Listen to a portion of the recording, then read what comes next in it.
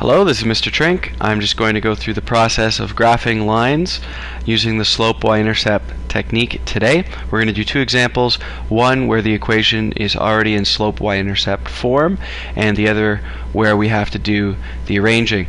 So the first example here, we have y equals 2x minus 3. It's arranged in slope y-intercept form, and what that means is that the constant value that we see, it could be plus something or minus something, as it is in this case. This represents the y-intercept. So we have a y-intercept here of -3, and right here the coefficient of the x term is the m value.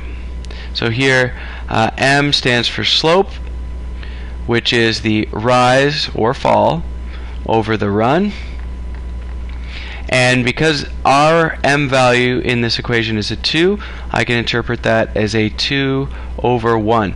Now I notice that both of these values that I got from my coefficient are positive. That means that in fact my numerator is going to indicate a rise of 2 and a run.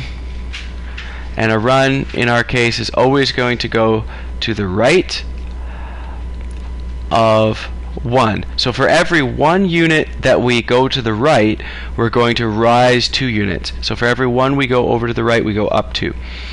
Now we're going to come over to the graph here. First thing we want to do is always label our axes. So we have x and y here. And we also need to put a scale on each axis. The minimum number of scale points that you need to put is 1 on each axis. Okay, and then we assume that the scale continues relative to the same distance that the scale points are to the origin on each of those axes. You could, of course, put tick marks all the way, but it's kind of a waste of your time. I do prefer that you put your tick marks on the actual axes as opposed to putting them on the outside of the grid, as some of you tend to do. Alright, so let's use our information from our slope y-intercept form to graph this line. So my y-intercept is -3, so I can come over on my graph and I can label that right on the graph. So I know that the y-intercept where it crosses the y-axis is -3, so I can plot that point. Now I can use this slope value, which is going up 2 for every 1 I go to the right. So I go over 1 to the right, up 2, and I can go ahead and plot that point on my graph as well. Now that I have 2 points, I'm able to simply draw my line through those points. I'm not just connecting the dots here. I'm actually drawing a line through those points and making sure that I have arrows marked on the end indicating that it is not a line segment but in fact a line. If I have more than one line that I'm going to be drawing on a graph, I also need to make sure that I label. You could use different colors if you happen to have them, or you could label them with the equation directly on the graph, or you could number your equations as such so that it's very clear, and you only need to label the actual line if you have more than one. If it's labeled on the side, then it's pretty clear already. So let's take a look at one that's a little more difficult.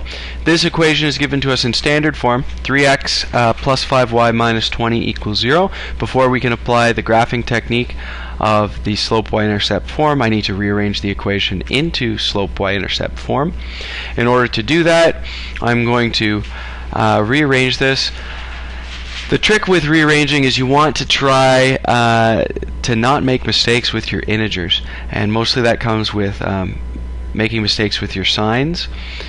What I'm going to do is, if my coefficient of y is positive, I'm going to leave the y term on that side by itself. If it were negative, I'd bring it to the other side, and of course I could flip the whole equation at that point if I needed to. So I'm going to leave the 5y on the left hand side, which means I'm going to be subtracting 3x from both sides and adding 20 to both sides. What I get after I've done that is I get 5y is equal to negative 3x plus 20.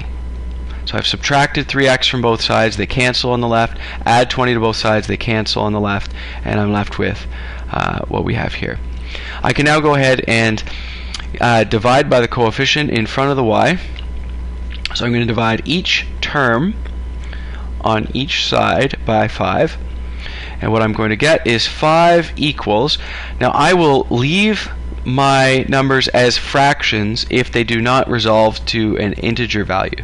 So I'm going to leave my negative 3/5 x because I'm going to interpret it as an m value, rise over run, so it's a non-issue. My y-intercept in this case is going to simplify down to plus 4. I can now go ahead and graph this because I have my y-intercept and I have my slope.